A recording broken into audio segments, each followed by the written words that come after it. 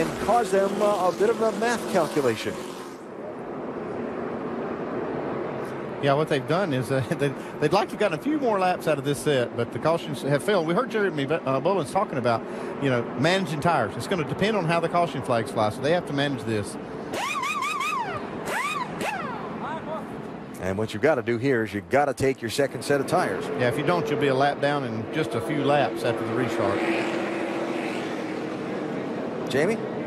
Jeremy Bullins did not want to come there, but they said we have no choice. We'll get killed if we don't, so they're going to put 4 tires on here. They're going to go down on the track bar once again. The car just frees up too much, Vince. Yeah, Ernie Cope making a similar decision for Kevin Harvick, saying that they believe rain is coming, so they got to get the tires. Going to go down around in the left rear wedge. 4 tires, Dave. Fourth place, Kyle Larson was promised a big swing. It's a big wedge adjustment on the left side. 4 tires, Sunoco fuel. As for Chase Elliott, he was running third down to the track bar 1 round. Sunoco fuel and an air pressure adjustment. Looks like everybody holds position off the pit lane. With just the 10 cars that are on the lead lap, they'll be joined by David Reagan. He gets the free pass on the caution back around to join the lead group.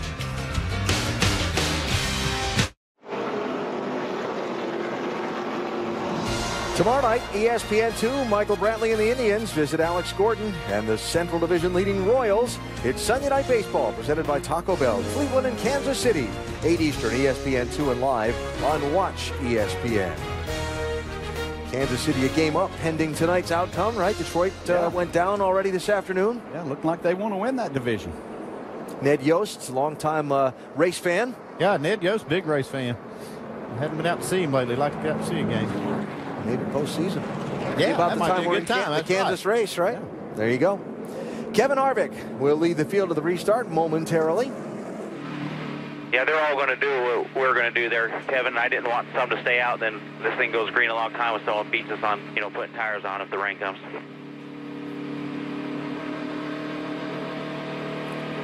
If the rain comes. If it doesn't, you might have to be a little uncomfortable on those tires out there for a while. He looked like that he was the most comfortable of the uncomfortable ones. I know it, huh? There's your restart order.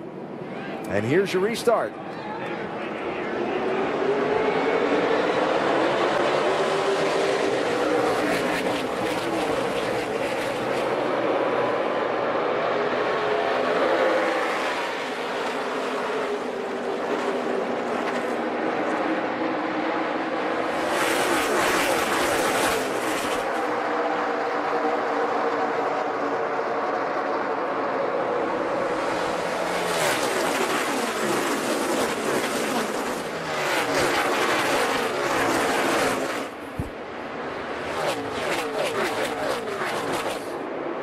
Outside lane on the front stretch in that restart zone is slippery. We saw it on the initial start. We just saw it there with Logano not getting going. It's never been any good. I can speak from experience that going back. Don't know why it is.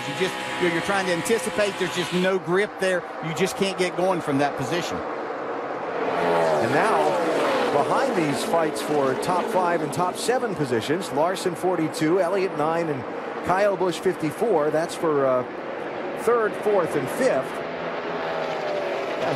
The cars just behind this lead group in a really determined fight as well to be the first car 1 lap down.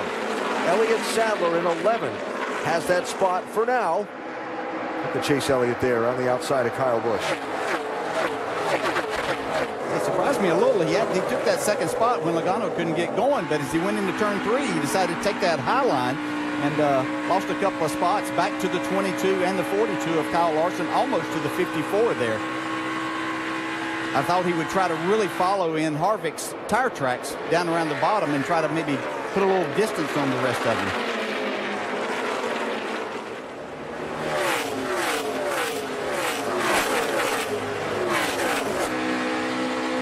Word with us earlier, Kyle Busch tapped the wall with the right side of that 54 a little bit off the corner pretty early on in the race. Right now running in that 5th position, maybe about to give it up to Matt Kenseth.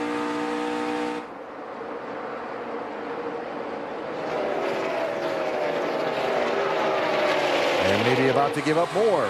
Ty Dillon, Regan Smith. Remember, they had a little confrontation in the closing laps last Friday night in Bristol. And that's the way it works, Dale. You have something, a little altercation maybe with another driver. Next week, you're running side by side. There's two things that are going to happen. You're going to qualify right next to them where you have to ride around the track with them, and then you're going to be racing them that whole night, the very next week. Regan Smith started the night 13 points behind his teammate Chase Elliott for the Nationwide Series Championship. Ty Dillon 30 points back in third position with these 10 races to go.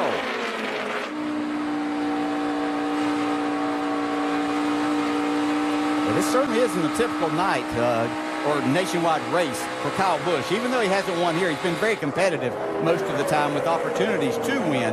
But this certainly isn't what we expect to see from this 54 car. I talked to his crew chief Adam Stevens this afternoon just before qualifying, and I asked Adam, you know, you've been a contender in just about every race this season, but it's been a while since you've won, and the win total for this year compared to what you posted the last couple of years is way down. I said, is it a little frustrating? He said, no, it's a lot frustrating.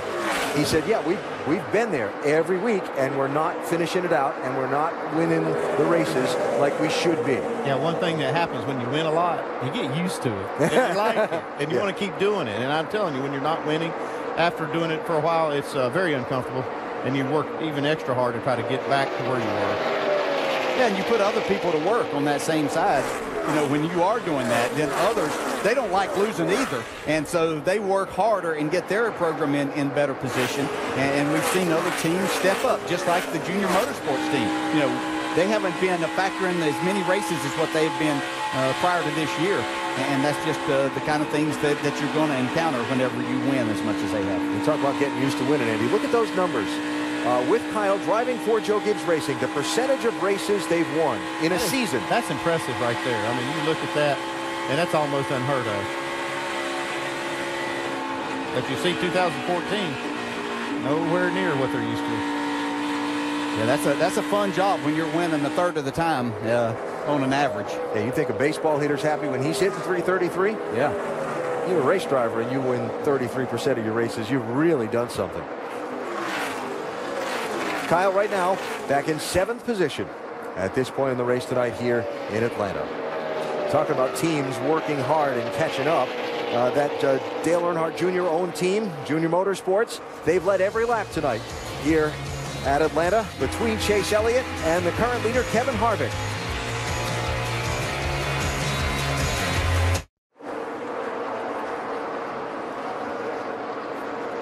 Don't forget this weekend, the biggest event of the NHRA drag racing season unfolds out in Indianapolis. The NHRA Chevrolet Performance U.S. Nationals. See qualifying tomorrow, 11 a.m. Eastern here on ESPN2. And the final eliminations Monday at noon Eastern on ESPN2. NASCAR Sprint Cup Series racing tomorrow night from here in Atlanta. The Oral-B USA 500, ESPN at 7 Eastern time. Kevin Harvick is on the pole for that one. And the NASCAR Nationwide Series moves on from here to a Friday night race in Richmond on the beautiful 3/4-mile action track there. 7 Eastern, ESPN2 next Friday night for NASCAR Nationwide Series racing. Kevin Harvick out in front. Kevin won the race in Richmond back in April. And he'll be one of the favorites again next Friday night. He's certainly doing a great job tonight as we go up to speed with Nationwide Insurance. Vince, Harvick putting on a show. He is indeed. He's led almost 60 laps tonight. They have tightened the car up with track bar, and then on the second pit stop, a wedge adjustment. But Kevin says that last adjustment was really good, likes the car. Ernie Cope, the crew chief, said Kevin does a masterful job at working the pedals and the wheel to get the speed and the efficiency of the tires he needs. Well, they really hit on it tonight. Jamie? Joey Logano in the 22 behind him started the night 4th. They've been loose too, but they've been working on track bar to fix the problem, but they need a little more. Boys got to find a way to jump the fence here. Copy on the fence. All good, man. Inching away from that 42.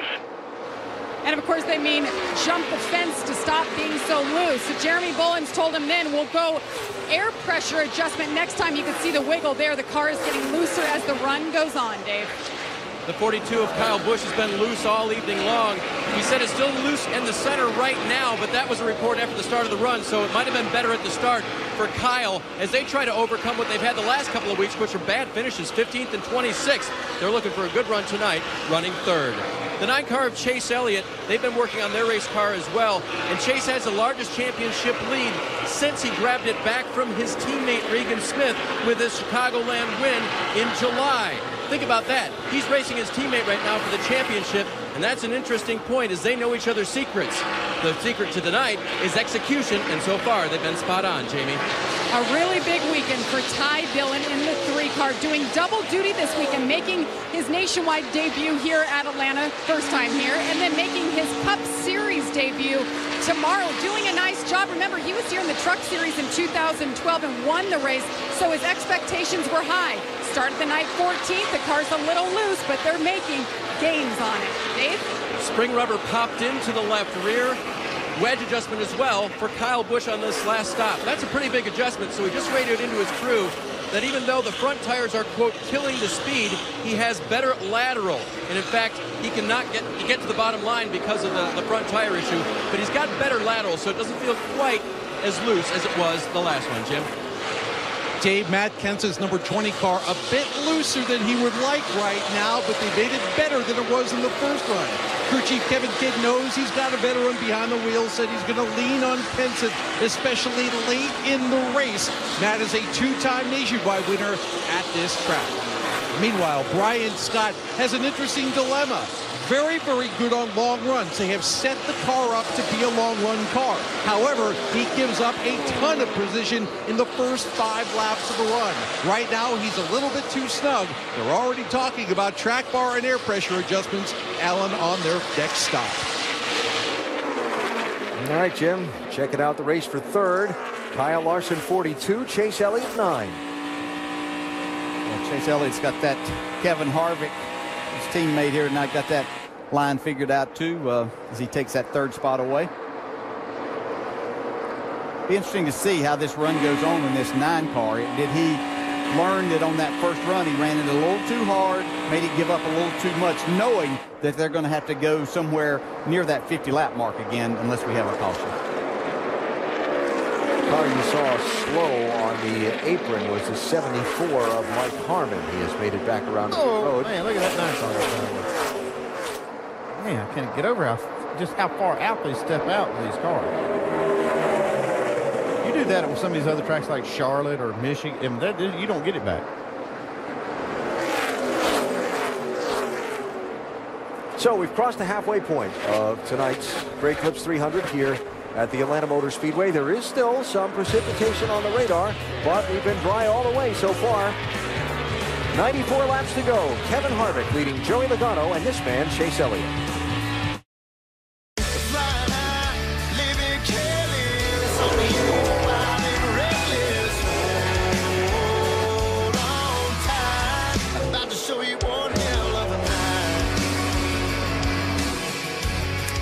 Welcome back to the Great Clips 300 here at the Atlanta Motor Speedway. We're inside the Quicken Loans ESPN pit studio, and it's been a race so far just past the halfway point that has been dominated by the guy who won here a year ago in the nationwide race. That would be Kevin Harvick.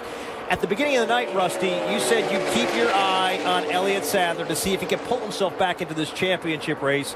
He hasn't done that yet. No, Mike, he hasn't done that yet. No, Big Bad Brad told me, look, hey, there's no way Sadler's going to catch up because he hasn't been good all year long. So I told you guys, I'm going to be watching this 11 car. I'll tell you what, though. He started out 42 points behind. Now he's 52 points behind. That car is out of control loose. This is just a couple laps to go in the wall, tearing the right side up. Elliott is just absolutely having a terrible night tonight. Guys, he's got to turn this thing around somehow if he's going to catch up with these guys in the points. Yeah, still a little bit of time, but you're right. And to be running 12th like he is right now and be a lap down shows you what kind of clinic Kevin Harvick's putting on. And as you watch Kevin Harvick, I'm here watching this race, and I'm looking at Logano and Chase Elliott. These guys are 6 and 7 seconds behind him. Rusty, who has anything for Kevin Harvick at all, if anyone? Well, right now, Brad, my opinion, looks like nobody can beat him, but here's how you're going to beat him. If it's a late stop and these guys stop on the green, if Kevin just has a weak stop compared to Joey Logano and Chase Elliott, that's how they're going to beat the guy right now. But as far as brute out speed, just passing the guy and outrunning him, I don't see it happening. This is typical Kevin Harvick. Every time he comes here, Mike, he's got a car that just flat flies around this racetrack. He's figured something out. There's no doubt about that. Yeah, it's not only the car. He certainly knows how to get his way around this place. He's led over 70 laps so far, Alan.